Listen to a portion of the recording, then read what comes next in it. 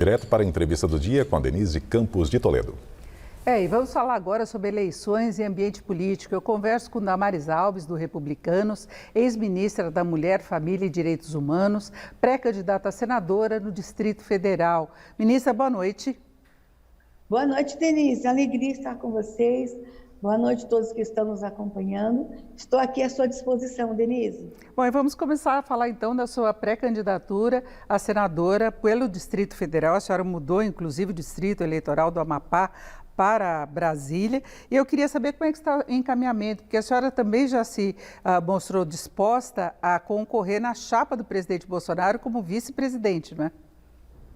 Não, vamos consertar. Primeiro, o meu domicílio eleitoral era São Paulo. Eu cheguei em São Paulo em 88, fiquei até 98 e nunca tinha mudado o meu domicílio aqui para Brasília. Eu estou em Brasília, eu moro aqui desde 98.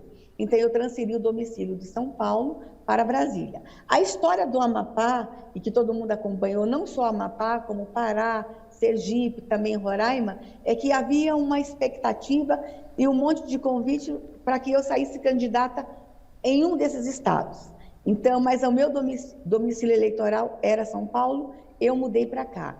E aí, mudando o domicílio para cá, descobriram, eu fiz inclusive de uma forma muito discreta, porque eu não queria ser candidata a nada. Quando descobriram que meu domicílio estava aqui, a imprensa começou a falar que eu mudei para cá porque eu seria candidata. E aí, com tudo isso, começou a se fazer pesquisas, enquetes, e descobrimos que o povo aqui também me ama, também me quer candidata, e aí eu lanço a minha pré-candidatura ao Senado aqui pelo Distrito Federal. Mas aí tem uma disputa também por essa candidatura com Flávia Arruda, que foi sua companheira de ministério, não é? Que foi indicada pela base do governo, pertence agora ao partido do presidente. Ele já se manifestou em relação a isso? Como é que fica a negociação nesse sentido?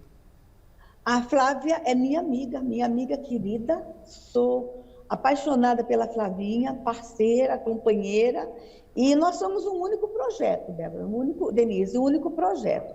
E nós não vamos colocar o presidente na parede, para que ele decida isso. Esse constrangimento não vai passar pelo presidente, não. Quem vai decidir isso vai ser o povo, a população. Então, nós estamos em pré-candidatura, eu e Flávia, e nós estamos vendo os movimentos aí. De repente, se chegarmos à conclusão, com pesquisas, com manifestações, de que o meu nome, que eu tenho mais chance que Flávia, aí sou eu mesmo. Mas se descobrir, não, é Flávia, aí a gente vai conversar sobre isso. O que nós não podemos, Denise, é perder esta cadeira para a esquerda. O Brasil não quer mais esse projeto da esquerda, que não deu certo na nossa nação. Então, a direita conservadora, essa direita conservadora que eu represento, e Flavinha também, vai ficar com essa cadeira. E quem vai decidir isso é o povo nos próximos dias, e a gente caminha as duas aí com as suas pré-candidaturas na rua. Mas tu sabe que eu estou gostando disso, está tão bom ser pré-candidata. Eu nunca pensei em ser candidata, mas eu estou gostando desse processo, desse momento, e estou gostando da ideia de ser eu a candidata, e gostando mais ainda da ideia de ser eleita, e mais ainda, eleita, ser a primeira mulher presidente do Senado.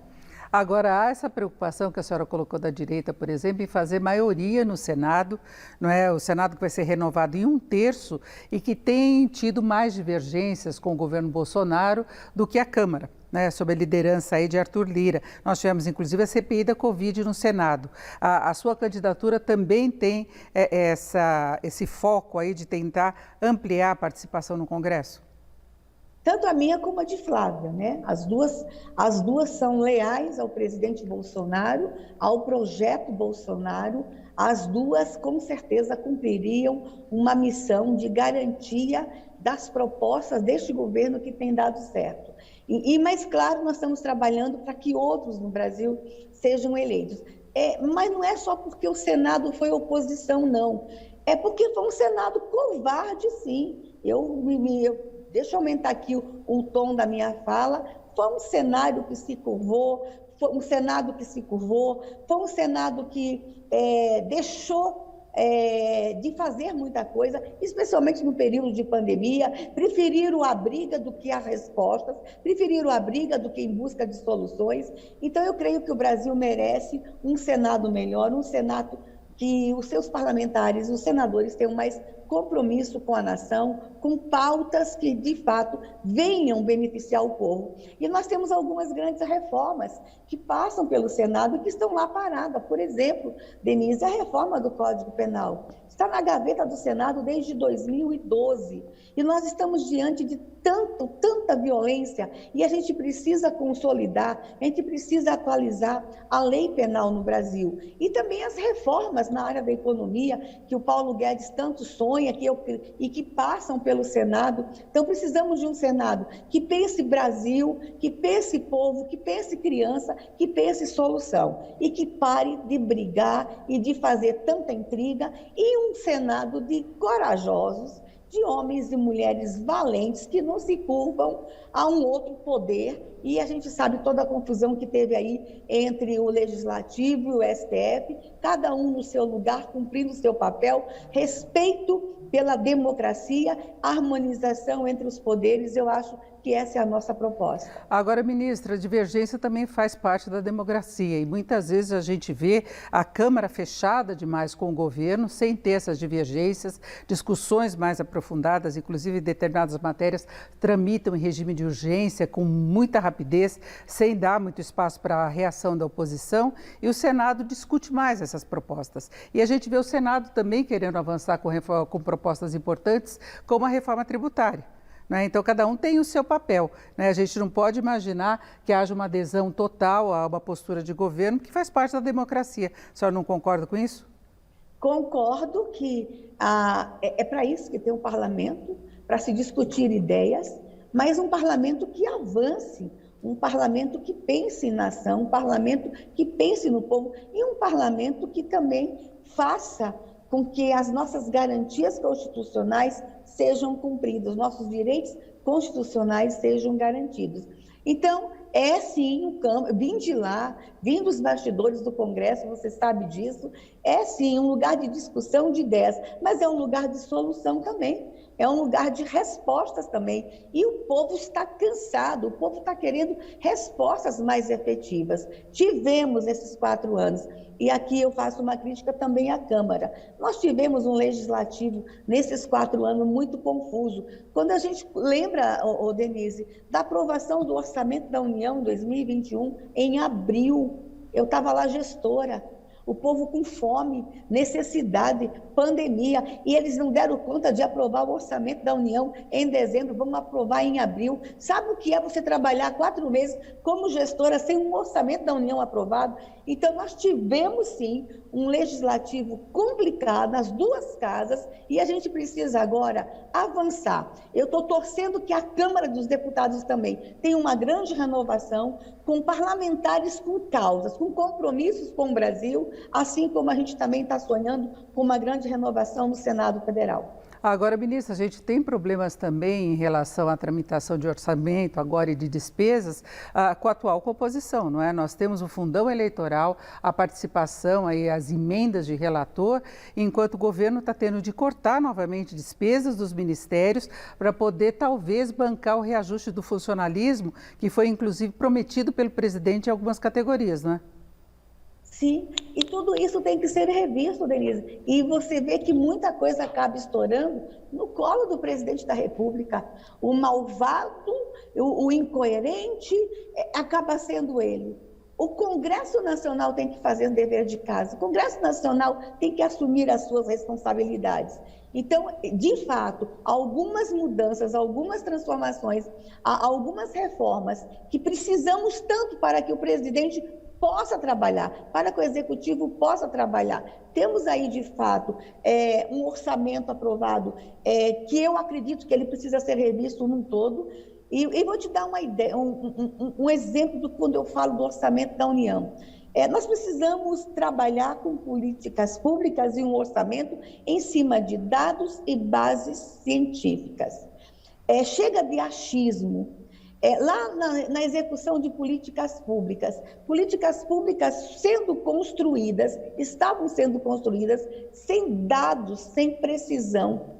E era assim, o gestor que chegava, eu quero fazer tal programa porque eu acho que isso vai dar certo. Mas era isso que o Brasil estava precisando realmente? Agora, ministra, nós estamos... Deixa eu dar um exemplo da infância. A infância. Quando eu assumi o ministério, o orçamento da Secretaria Nacional da Criança, desse tamanhinho. E aí, quando eu pegava o nosso quadro de denúncias de violações de direitos humanos no Brasil, primeiro lugar, disparado, criança. Primeiro vulnerável no Brasil, disparado, criança. Aí tu pega o orçamento da União. Não bate, os dados não batiam. Então, precisamos de um Congresso que também aprove um orçamento da União com base em dados e informações precisas, e não apenas pelo que o parlamentar acha que tem que aprovar, mas de acordo com a realidade e necessidade do nosso povo. Agora, ministra, nós temos apenas um minuto e eu queria que a senhora falasse a respeito de dois problemas que vêm ainda, que era da área do seu ministério, não é? A questão de direitos humanos, os problemas que a gente tem visto com os indígenas, inclusive com o caso de estupro de uma adolescente, Yanomami, e o problema das mulheres, o feminicídio só tem aumentado e a violência com as mulheres. O que a senhora acha que faltou ocorrer do período que a senhora estava no Ministério? Olha, nós trabalhamos muito no enfrentamento à violência contra a mulher. Entregamos para o Brasil o Plano Nacional de Enfrentamento ao Feminicídio. O Brasil é um dos poucos países do mundo que tem. Ampliamos os canais de recebimento de denúncia. Foram muitas iniciativas no enfrentamento à violência contra a mulher. Mas nós tivemos aí uma pandemia que provocou um aumento muito grande da violência doméstica, não só no Brasil, mas no mundo inteiro. Mas as respostas foram muito precisas.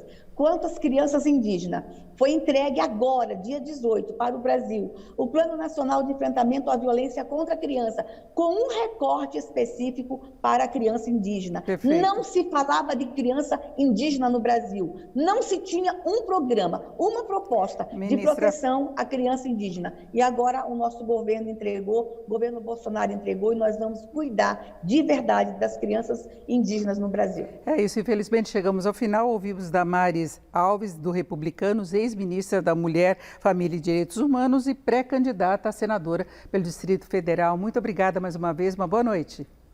Obrigada, boa noite. Com vocês.